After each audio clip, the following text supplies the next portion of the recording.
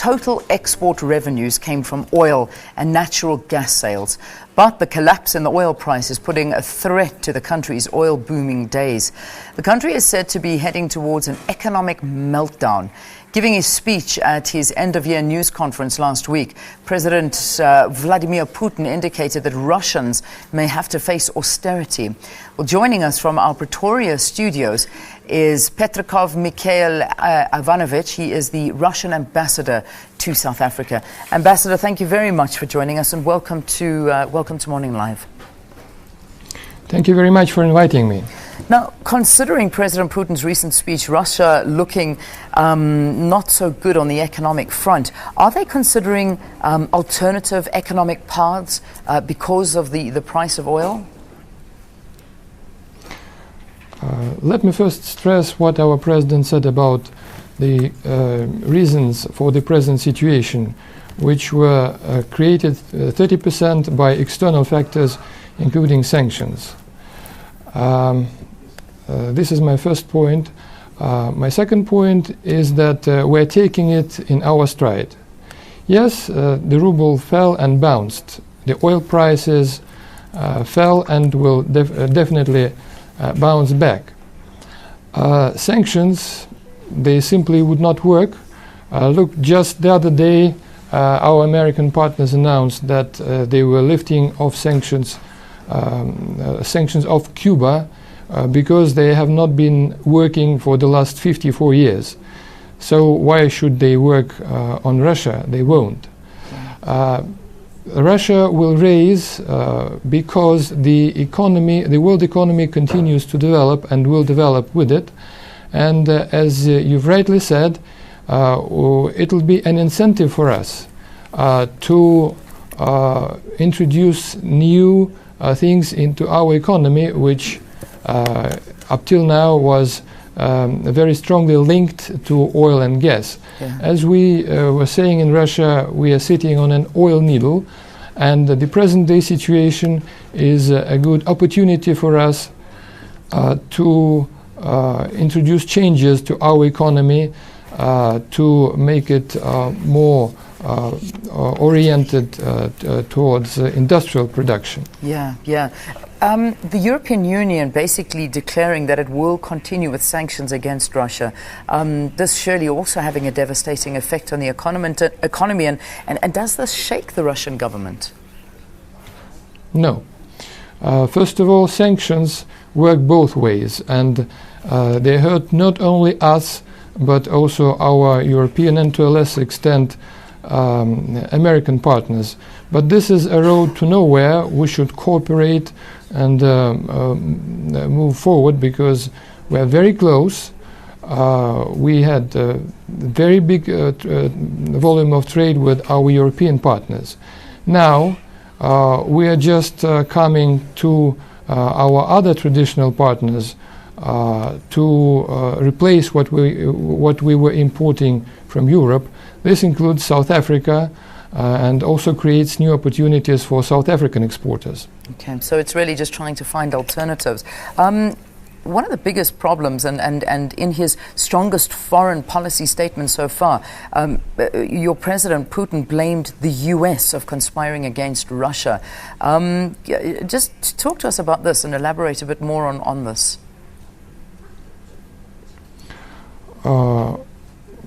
Our American partners think that Russia is guilty of many things, and as both my president and my minister were saying before, one of the pretexts was the situation in the Ukraine. But in effect, this is the situation where Russia is pursuing independent policy, and apparently someone does not like us to be independent and would rather prefer that we follow someone's leader. And the sanctions is an instrument of making us shift our policies, making us submit. But we are sure that what we are doing, in particular in Ukraine, is correct, and we won't budge. Let's talk about the Ukraine and the relations at the moment. What is the current situation like between the two countries? Well, as you know, Russia and Ukraine traditionally, historically, were very close, coexisting within one single country for centuries. We are very close spiritually and in economic way. What is being done now is an attempt to tear Ukraine apart from Russia. We are not against other countries, Ukraine included, pursuing their own way, their own policy, but we also would like Russian interests to be taken into account.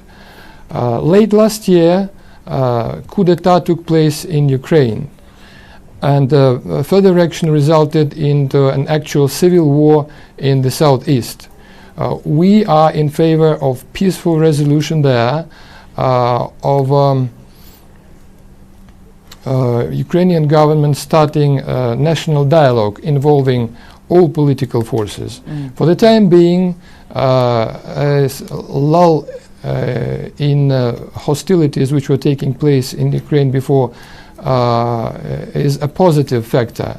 And we do hope and expect that the Ukrainian government and other partners will pursue the agreements that were reached in Minsk.